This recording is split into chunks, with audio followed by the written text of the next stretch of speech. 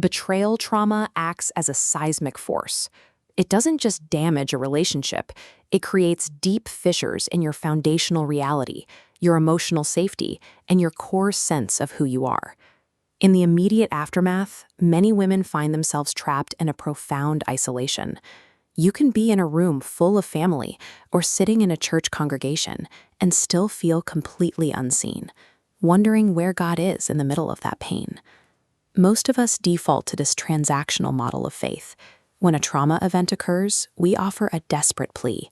We ask for external fixes, for an addiction to stop or a husband to change, viewing prayer as an emergency hotline for an expected result. But often there is a broken connection between the plea and the fix. Even when the desires are righteous, the external circumstances might not change, and the silence from heaven feels like an answer in itself. When God doesn't immediately intervene to change the situation, we are forced into a crisis of identity. It becomes clear that a faith built on external transactions isn't strong enough to sustain us through the weight of true trauma. President Henry B. Eyring offered a different perspective in April 2026. He taught that the Savior's invitation isn't just to pray when life is falling apart, but to pray always. This relational model moves prayer away from sporadic, high-stress spikes. Instead, it becomes a steady baseline, a way of walking through your entire day with Jesus Christ. This means talking with Him while you're driving to work, seeking His guidance before a difficult conversation, or simply turning your heart toward Him the moment fear begins to rise. Part of this practice is intentionally filtering out the noise of shame. When intrusive thoughts attack, you have to press play on truth, filling your mind with prophetic words, scriptures, or music that points back to the Savior. Maintaining this constant connection acts as an active shield. By keeping truth at the forefront of your mind, you prevent the adversary's lies from taking root when the trauma resurfaces. This shift requires us to accept a difficult truth. Healing and peace often begin internally long before the external situation improves. This practice provides a cognitive anchor. By repeatedly turning your focus to the Savior during a moment of panic, you train your mind to prioritize His voice over the noise of the trauma.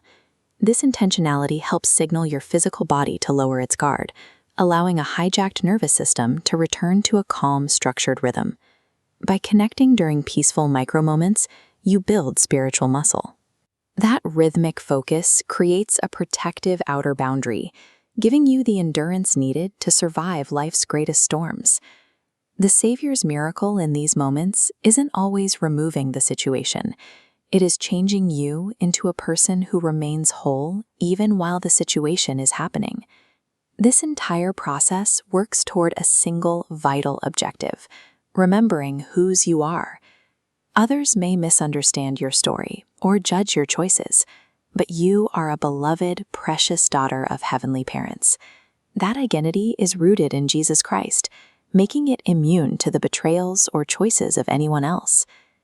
Because healing rarely happens in isolation, the practice includes two movements: reach up through connection with God, and reach out to safe people who can validate your experience. Be cautious of people who minimize your pain or increase your shame. If you don't find support initially, do not stop reaching until you find the safe companions who can walk beside you. This week, consider making one small change. Offer a simple prayer before checking your phone each morning, or write down one tender mercy you noticed before you go to sleep. These small, daily connections compound. Like roots pushing through fractured soil, they rebuild your reality into a life deeply rooted in Jesus Christ. Christ may not immediately remove the trial, but His peace is never dependent on perfect circumstances. It is a gift found in His constant presence and in an identity that remains intact regardless of the storm.